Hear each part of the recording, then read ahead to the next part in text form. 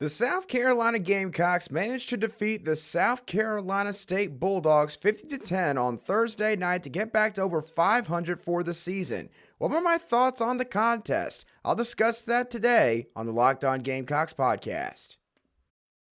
Our Locked On Gamecocks, your daily podcast on the South Carolina Gamecocks, part of the Locked On Podcast Network, your team every day.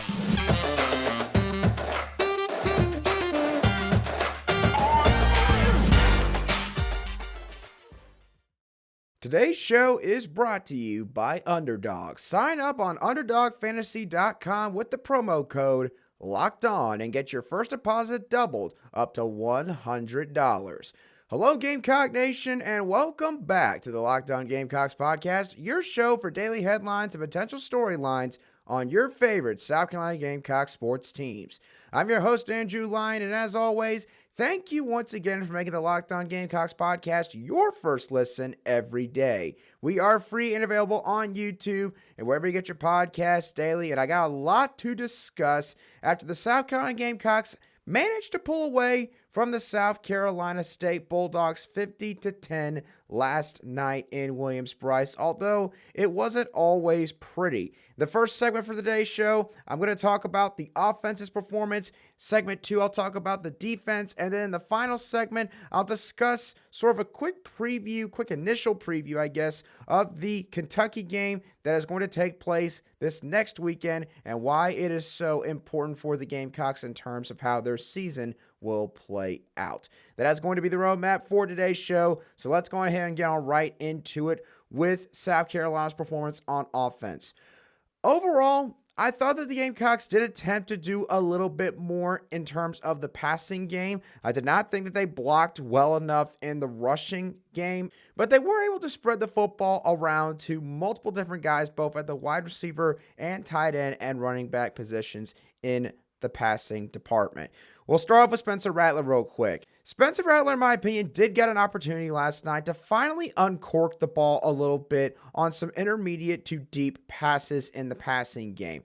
And admittedly, I am not sure just how much the wind could have potentially affected some of his throws, because I do think it was somewhere between 10 to 25 miles per hour this past evening, because of course Hurricane Ian is right now on track to make landfall in South Carolina as a Category 1 hurricane. We're already sort of feeling the effects of those outer bands that are starting to move on through. But to get back to the game, he did have a lot of in-stride throws to his receiver targets, which was the only concern that I really had when he did throw the ball deep. But again, I don't know how much the wind could have affected all of this. And admittedly, when looking at Spencer Rattler's game in terms of how he's able to make a bunch of solid passes off platform when he's on the move outside the pocket, and based on kind of what I saw last night in a small sample size, I sort of believe that this offense needs to be catered more to some sideline passes outside of the numbers. So essentially, I think that you need to throw out some more comeback routes, maybe some more out routes, some sail routes where you're kind of looking like you're going on a crossing route across the middle of the field, and then at some point you plant and basically cut straight out towards the sideline. I think that routes like that, which allow the wide receivers some space to be able to work back towards the ball and gives Rattler sort of some more freedom to maybe be able to not only lead the wide receiver or the receiving threat, maybe the running back, but also be able to pretty much ensure that the ball's going to get to him without having to sort of throw it right over his head. I think that that would help Spencer Rattler a great deal in this offense. Again,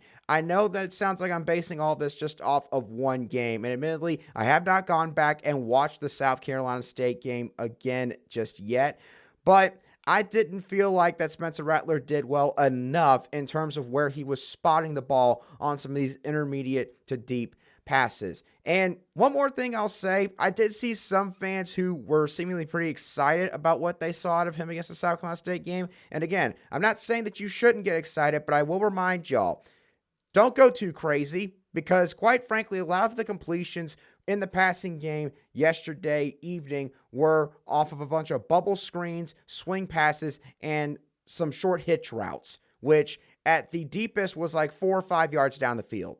Okay? Most quarterbacks should be able to complete passes like that. The stuff that is in the intermediate and deep passing ranges are what you should be paying more attention to. And from what I saw last night, Rattler, again, he managed to get the ball to the receiver, but Rattler doesn't have that kind of bar set on him as a quarterback. Rattler's expected to be a guy that can put the ball right on the money more often than not. And again, the weather or the wind could have affected that last night, but I just didn't feel like that we saw enough of that. So that was my overall thoughts on Rattler's performance against South Carolina State. When looking at the running backs, wide receivers, and tight ends, this was a solid plus. 11 different Gamecocks caught a pass last night, which in my opinion is a good sign in terms of getting the ball out to multiple different playmakers on this offense.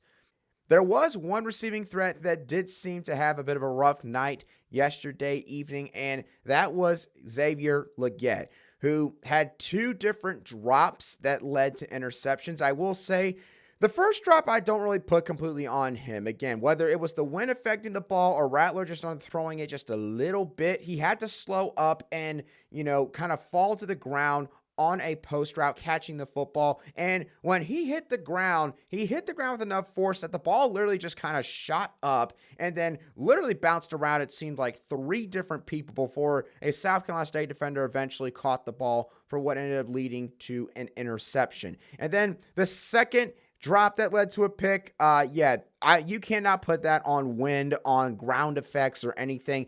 The second pick was pretty much all on Xavier Legette. I mean, he's got to catch that pass. And again, I'm not saying that, it's easy, because obviously Rattler can put a little bit of fire, a little bit of gusto on his passes at times. But, I mean, the ball hit Xavier right in the hands. It basically went almost right on through him. And the South Carolina State defender, who was a solid 4 or 5 yards behind him, wound up getting another interception. So Xavier Legette, again, not trying to pick on him because it can happen to any receiver, but he did not have the greatest of performances last night. The tight ends, in my opinion, at times could have done a little bit of a better job in terms of their blocking on edge runs, but they did not have too many lapses sort of compared to a game like Georgia State, where they had a ton of issues getting out in front of defenders and being able to seal off blocking lanes for the running backs to be able to run right on through.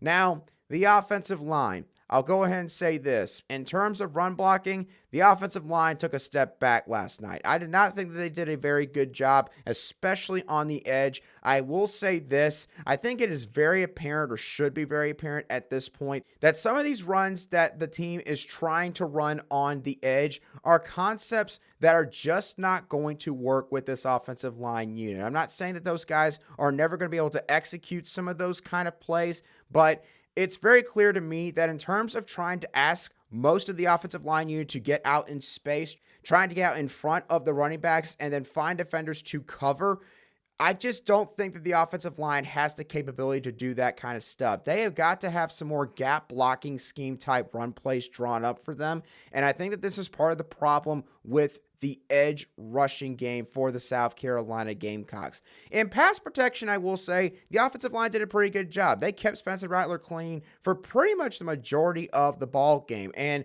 quite honestly, even a few times when Spencer Rattler felt like he had to scramble out of the pocket, he could have probably stayed back at least a little bit longer to look for an open receiver. Not going to try to nitpick on that, but overall, getting back to the O-line, they did a pretty good job in pass protection. And one last thing, I'll give the offense some credit. I've been mentioning this a lot on my show in terms of it being a negative, so now that they've done well in this department, I got to give them credit where credit is due. They did better on third down last night. They were 5 of 10 on third down, which, again, against an FCS team like South Carolina State, you would probably like to see that number be a little bit higher with the talent that's on the offense, but considering the fact that they still converted 50% or more of their third downs, hey, it's progress. So props to the offense for doing better in that department. Now, in just a couple moments, I'll give y'all my overall opinion on what I thought of the defense's performance in this game. But before I do that, I need to pass along a message from our friends over at Underdog Fantasy, who are the sponsors for today's show. Underdog Fantasy is the fantasy app that's the easiest to play and where you can spice up your college football season. The thing that makes Underdog Fantasy different than all the other fantasy apps is the amount of focus and attention they have put towards their fan user experience.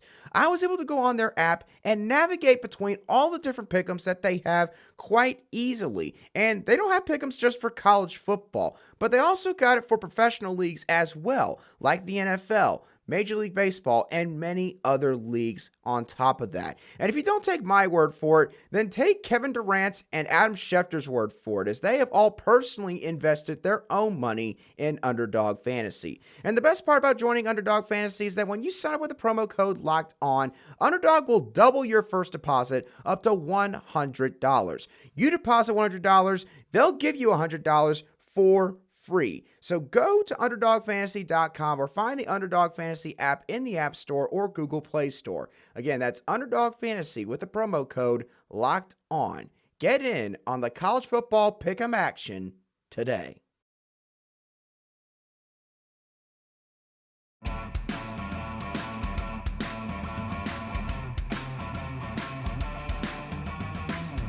Welcome back to this edition of the Locked On Gamecocks podcast, where we cover your South Carolina Gamecocks every single day. All right, so I talked about the offense in the first segment on today's show. Now let's talk about the defense real quick. My overall opinion on the defense, they continue to have their struggles at the start of these games.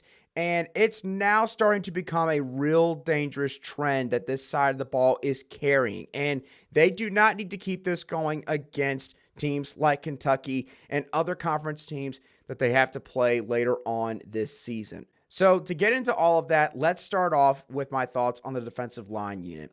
In my opinion, the pass rush was not good enough last night on the 18 pass attempts that South Carolina State did have on offense, as the defense only got one sack as a unit. Now, admittedly, South Carolina State did do some 6- and 7-man protection schemes up front, which did sort of help to nullify some of the talent advantages at certain spots. But even with that and the regular pass rush, where it was just 4 D linemen going up against 5 offensive linemen from South Carolina State, most of the guys struggled to get a consistent pass rush and even really condense the pocket. Now, they did do a good job in terms of getting their hands up on passes and tipping the ball, which did lead to a couple more turnovers for the Gamecocks, as the Gamecocks got 3 interceptions as a defensive unit last night. But overall, pass rush has got to be better. There's too much talent, at least on paper, for this unit to not do better than 1 sack when you have, again, 18 different attempts to get after a quarterback when you're facing an FCS football team. You just got to do better than that. Now, in terms of rush defense, in my opinion, the D-line did do a good job in terms of some of these outside runs, especially the off-tackle runs. There were some inside runs where an interior defensive lineman did sort of get knocked out of their gap, and it opened up a lane for some of the Bulldogs running backs to go through scot-free and get to the second level and get at least 5 or more yards. But, again, that only happened really a few times, and especially in the first half. The second half, the defense was able to make some adjustments and start to shut those down at a higher clip. Now, the one offensive concept that the Bulldogs ran last night that gave the defense a lot of fits was the triple option. And I got to be honest, when I was watching the game, I don't think that the defense was very prepared for this to get thrown out there in the game. Because the thing is, Tyrese Nick was the guy that was the quarterback for the South Carolina State Bulldogs when they were running this triple option. And I went back and checked the stats real quick leading into this contest. Yeah, Tyrese Nick had only thrown 3 passes and I think ran the ball 5 or 8 times all season in the previous 3 games combined. So probably what happened here was a clear-cut case of the coaches just did not really look at the film of Tyrese Nick and maybe any of the triple option concepts that he could run really well. Or if they did look at that stuff, they did not look at it very long enough, because obviously the option is an offensive concept that, whether it is in the shotgun, whether it's read option, whether it's the old-fashioned flex bone triple option offense that you see the military academies run. The option is a very difficult offensive concept for defenses to have to defend because of the amount of guys that can get the football or could have the football at any given moment.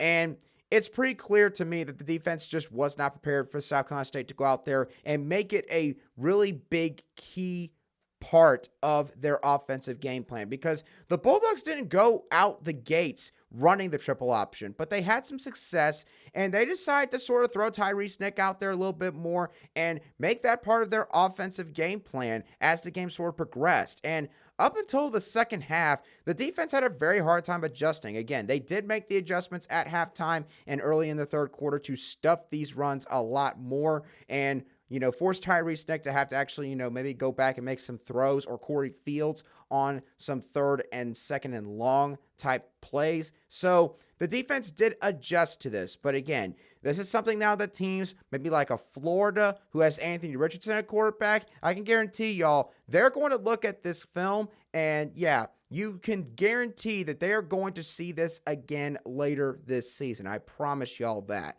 Now, moving on from the defensive line unit, looking at linebacker real quick. Quick thoughts here. It was good to see Stone Blanton back out there and flying around on the football field. Stone Blanton has been dealing with a shoulder injury for the last couple of weeks, but he was able to go last night against the Bulldogs, and he, again, was flying around, running in the box on some rush plays, and making some really solid hits on some Bulldog ball carriers. So I thought that was something that was really good to see. Bam Martin-Scott got, I believe, his first career interception as a Gamecock last night. And he should have had two, but the one where he tried to jump the route, he jumped the route perfectly, but he just wasn't able to come down with the ball in his hands. But the second time around, he did not let that ball hit the turf. Bam Martin-Scott had some really solid moments. Devo Williams, of course, got a lot of playing time, along with Donovan Westmoreland, another true freshman linebacker in this unit. This is a linebacker unit that has a lot more depth than people realize. It's just the issue is after you get past the second string, the experience factor really drops off a cliff. So, obviously, games like this is when you want to see guys like Stone Blanton and Donovan Westmoreland and Bam Martin-Scott, guys that maybe play a lot more special teams than anything else, get more experience in this defense, and that's what they got against South Carolina State. So a big plus for the linebacker unit for that very reason. In terms of the defensive backs, these guys have got to step up their game a little bit. These guys have got to do a better job of not getting penalized for holding and pass interference calls. The fan base has now seen this for 2 straight weeks where the secondary really seemed to have some issues in terms of getting behind some of the opposing wide receivers and trying to really work almost kind of too hard to get themselves back into the play to really try and recover in order to be able to defend a pass. And sometimes the guys are just getting a little bit too handsy. And it's a little bit weird to see this because this wasn't really an issue at the beginning of the season from what I can recall. And, this is a unit that's very experienced. I mean, you got guys like Darius Rush, Marcellus Dow, Cam Smith. All these guys were starters last year in this secondary. So I'm not quite sure what the disconnect is there right now. Maybe it's just they've had a really rough couple of weeks. Cam Smith has just, come back from injury in the last couple of weeks. Darius Rush has been out, which has led to Marcellus Dow sort of having to maybe carry a little bit more of the load at that position. So there could be a multitude of factors at play here, which has led to some of these plays occurring the way they have. But either way, defensive backs have got to do a better job in terms of not getting penalized because, again, when you play better teams down the road, then this is going to catch up to you in a hurry. Welcome back to the final segment of this Friday edition of the Locked On Gamecocks podcast, where we cover your team every single day in just 30 minutes. So I've talked about now what I thought of both the offenses and defenses performance from the South Carolina State game for the South Carolina Gamecocks. Now let's focus on the next game on the schedule, which is against the Kentucky Wildcats on the road in Lexington, Kentucky in Week 6. Now, this game is going to obviously have a lot of importance in terms of how the Gamecocks season could play out here. And to be honest with y'all, I would qualify this game as a must-win game. And I will probably go more in-depth on this next week once it is officially Kentucky week. But The reason that I say this, plain and simple, is because in terms of what I've seen from South Carolina from a performance standpoint so far this season, and looking at the schedule the rest of the way, there's really only two games that I would point to and say that South Carolina is probably a pretty good guarantee to win those games, and that is going to be Vanderbilt and Missouri. Other than those two opponents, I can't point to another game on this schedule where I could unequivocally look at it and say, yeah, I think that I would be very confident in predicting South Carolina to win. I just can't say that about any of the game.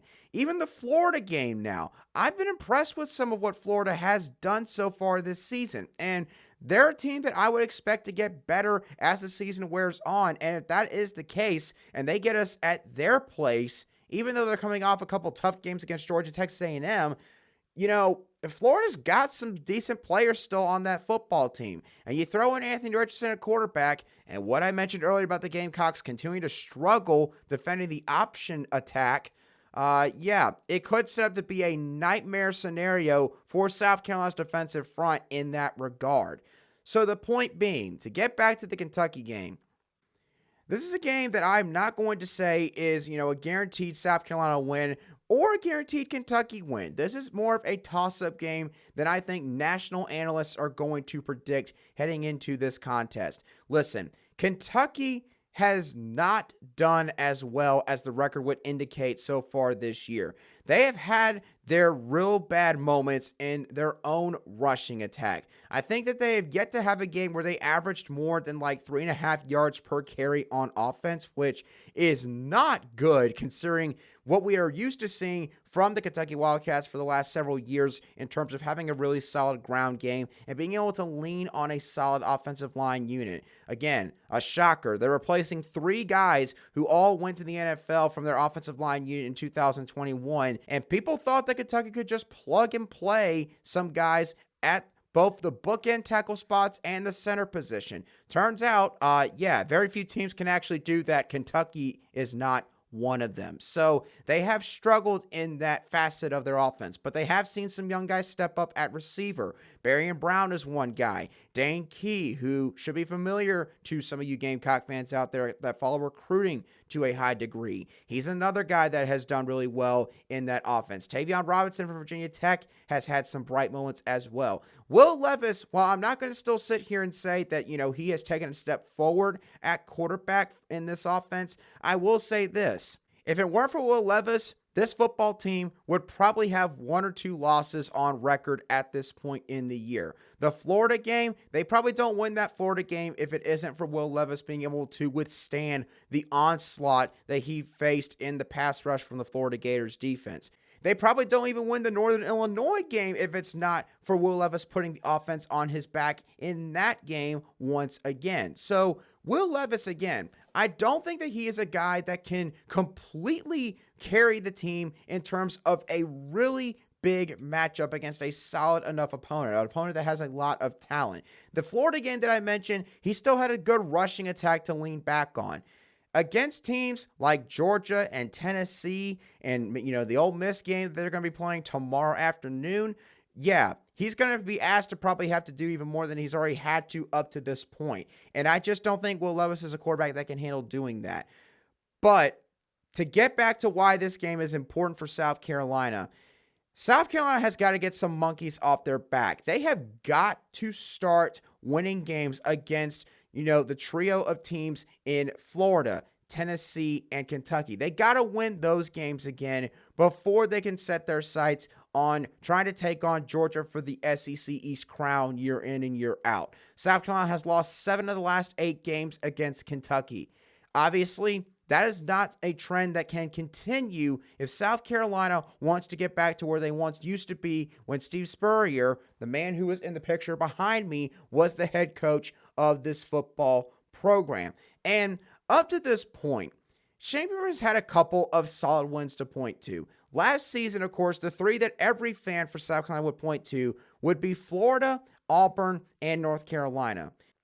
But there's an issue with that set of 3 games. There's some sort of excuse that can be used for each and every single one of those teams. For the Florida game, everyone would point to that game and say, well, Florida had quit on Dan Mullen at this point. So, of course, South Carolina doesn't get as much credit as they might feel like they deserve for that victory. For the Auburn game, which this one I very much do understand, admittedly, it's, well, we didn't give the ball to Tank Bigsby enough. We did not attack y'all the right way on offense, and for that reason, we put ourselves in a hole and we allowed y'all to come back into the game. That's something that can be pointed to, admittedly, as well to a certain degree. For North Carolina, well, it was the Duke's Mayo Bowl. They weren't interested in playing that game. Sam Howell had his sights set on the NFL. This is the kind of stuff that you'll hear some people bring up to certain extents. But the thing that I want y'all to keep in mind with all three of those games, none of those games were against a top 25 opponent.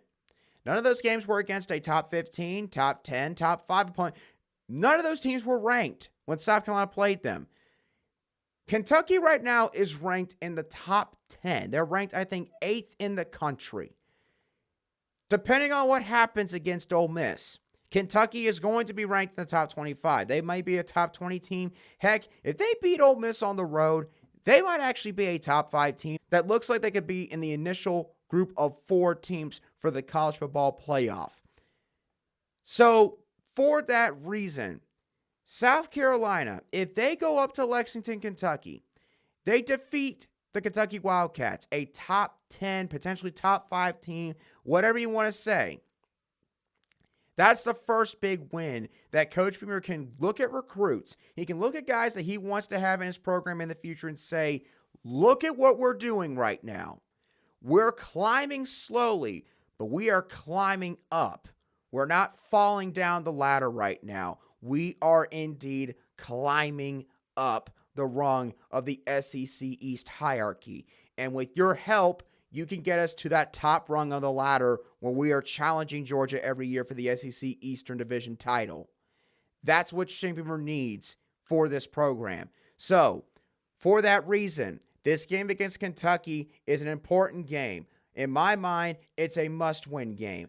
What are your thoughts on the Kentucky game? Do you think it is a must-win game for the South Carolina Gamecocks? What were your overall thoughts on their performance against South Carolina State on offense and defense? I want to hear all of y'all's thoughts, as always, down below in the comments section if you were watching today's show on YouTube. But, of course, if you were listening to today's show on an audio podcast app, wherever you get your podcasts daily, you can also feel free to shoot me a message at @alion_SC on Twitter, and I'll be sure to respond to any replies or comments that you have for me as quickly as I see them. And, of course, if you've enjoyed the Locked On Gamecocks podcast, but you want to get more news on the entire SEC conference, such as maybe why Ole Miss and Kentucky are both teams that are full of fool's gold, you can go check out Chris Gordy over on the Locked On SEC podcast, where he covers all 14 SEC teams in just 30 minutes with the help and assistance of the local team experts of Locked On who cover SEC programs. So again, be sure to make Locked On SEC your second listen